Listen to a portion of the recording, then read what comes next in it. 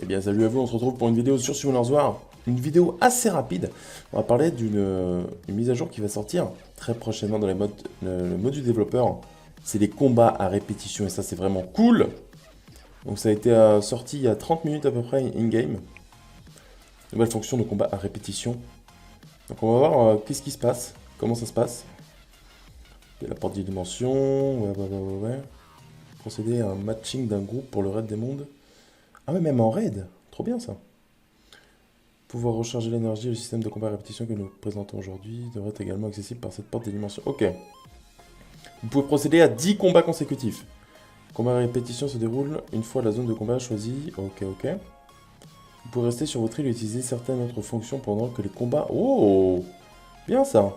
Donc on sera même pas dans le fight en fait. Vous pouvez invoquer ou améliorer vos monstres, équiper ou améliorer vos runes et artefacts. Tout autre mode à l'exclusion des combats. Ok, nice. Vous pouvez vérifier en temps réel le déroulement des combats en cours. Alors, quelques captures d'écran. Ok, donc là, c'est le truc de répétition. On appuie du coup sur le portail, on voit notre énergie ici, et on choisit où on veut aller, même le scénario pour XP les mobs, ok. Avant le début du combat, il faudra passer par deux processus. D'abord choisir la zone, ok, logique. Nous prévoyons ensuite d'inclure progressivement, entre autres, le passage des dimensions. Oh, ça serait tellement bien. Parce que moi, ça, c'est un truc un peu chiant que je farme très rarement parce que les combats sont longs et que du coup, j'oublie de relancer les runs. Donc ça serait vraiment cool. Donc actuellement, il va y avoir tout le scénario. Kéros, donc géant, dragon, nécro, forteresse, crypte, hall de magie, tout. Ok, tout Kéros du coup. Et donjon du Rift, il va y avoir bête enflammée, bête de glace, orage, radiance et marécage. Ah non, du coup, il n'y a pas le raid. Les combats à répétition ne seront disponibles pour les zones mentionnées. Pour les donjons du raid, il faudra avoir le temps de leur en D, ok. Donc ça c'est simple. En gros, on peut pas faire un combat à répétition qu'on n'a pas encore réussi en manuel, quoi, logique. Il faudra sélectionner l'équipe. Une fois la zone de combat sélectionnée, il faudra donc choisir les mobs. Ok. Vous pouvez utiliser que vos monstres. Et pas les monstres des amis, logique, parce qu'un monstre ami, on peut l'utiliser qu'une seule fois. Il sera impossible de procéder à l'éveil ou la métamorphose d'un des monstres participants. Logique aussi, hein. Pas non plus abusé. Une fois que votre équipe est prête, on passe au combat, ok. Alors, explication de l'écran de combat. Ok, donc là, ah nice, on voit notre team. Là, les récompenses, ok. Et là, le nombre de combats qui ont été effectués déjà. Ça a l'air vraiment cool en vrai. Quand les combats ont commencé, vous pouvez voir à l'écran ci-dessus, aussi plus d'XP, ok. Info de la zone du combat. Ok, Dragon B12. L'écran de combat il permet de visionner le combat en temps réel. Il ne s'agit pas d'un écran de visionnage uniquement. Grâce au menu de réglage en bas à gauche, vous pouvez décider... Ah ouais, carrément. L'ordre d'attaque pour les boss. Ok, donc c'est comme si on était dans le donjon, sauf que c'est en tout petit, et après on peut le quitter, quoi. Ah, c'est trop bien, ça.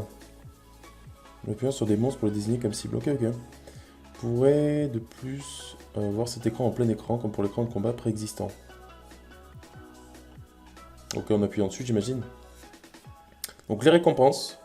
Consultez la liste des récompenses obtenues, les runes pourront être revendues directement. Comme les monstres de chaque combat sont obtenus instantanément, vous pourrez vous rendre dans monstres runes et dans l'inventaire des runes pour vendre ou améliorer les runes. Ok. Grâce au bouton historique, vous pourrez consulter les données détaillées du déroulement pour chaque combat. Ah ouais. Donc là, on voit qu'en 10 runs, ça a pris 23,54 minutes. Non, 23 minutes 54. Le temps moyen 2 minutes 23 et le best temps 2 minutes 4 en 10 runs. Et là, il y a les 10 récompenses ici. Ok, nice en vrai. Donc 52 000 mana, 9 énergie, ok. Et là, il y a le détail carrément de chaque run. Donc, vous voir un peu le temps, qui est mort, comment ça s'est passé, etc. Eh, c'est mensonge là, il y a marqué best time 2 minutes 4 et là, il y a eu un run à 1 minute 42. Oh là là. Dommage. Une fois le combat terminé, vous pourrez de plus consulter les infos de déroulement, ok, temps de complétion, victoire, défaite. Atteinte du niveau max par un monstre, récompense obtenue, survie ou non, ok. Si vous souhaitez ensuite relancer une série de combats à répétition dans la même zone, vous pouvez appuyer sur le bouton rejouer de l'écran de fin de combat. Est-ce qu'il y est? Peut-être, ouais, ça doit être replay là, je pense. Si vous souhaitez changer de zone, vous pouvez en choisir en appuyant sur le bouton sélection du donjon. C'est tout pour les grandes lignes de ces combats à répétition en pensant.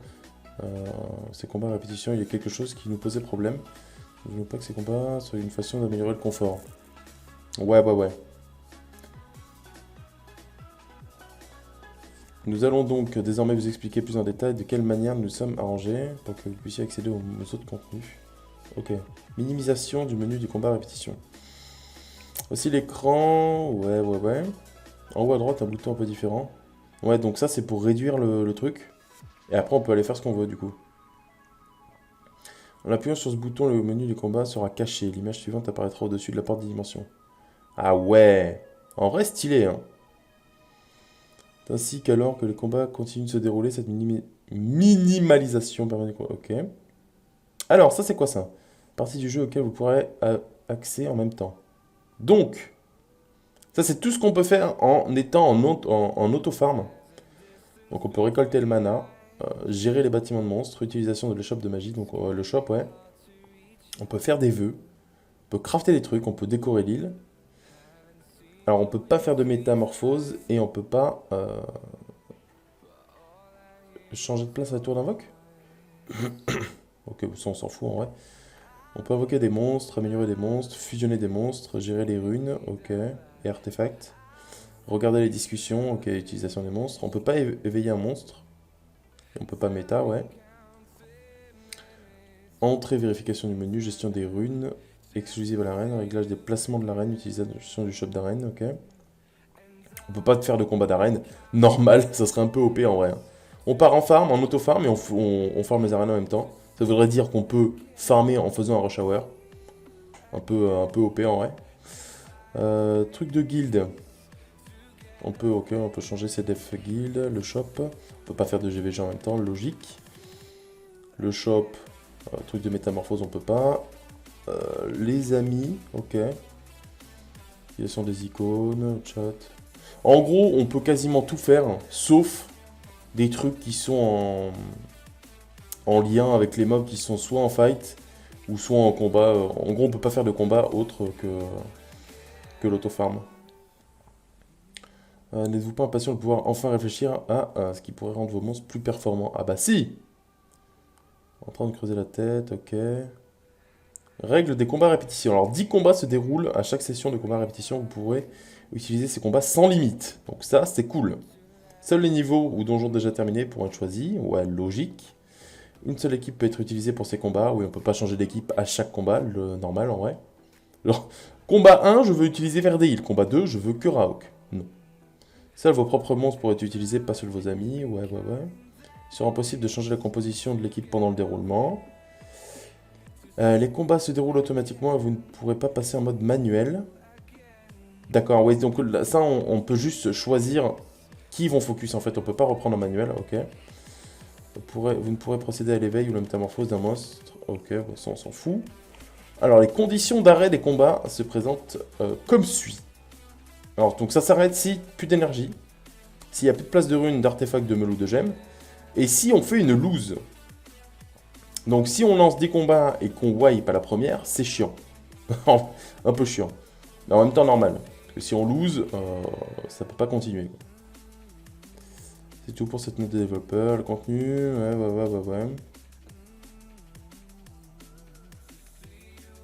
Ce que nous avons présenté aujourd'hui sera disponible après la mise à jour 6.0.4. Alors un peu de patience. Et ben en vrai, nickel. Alors normalement ça devrait être ça devrait arriver soit... on est le combien? On est le 10, ça devrait... Soit en fin de semaine, mais je dirais quand même genre début de semaine prochaine, genre mardi combien? Genre vers le 15 ou un truc du genre. Mais en tout cas, d'ici une semaine, je pense qu'on aura ça in-game. Et donc c'est vraiment cool. Petit truc... Mais ça on l'a déjà, non?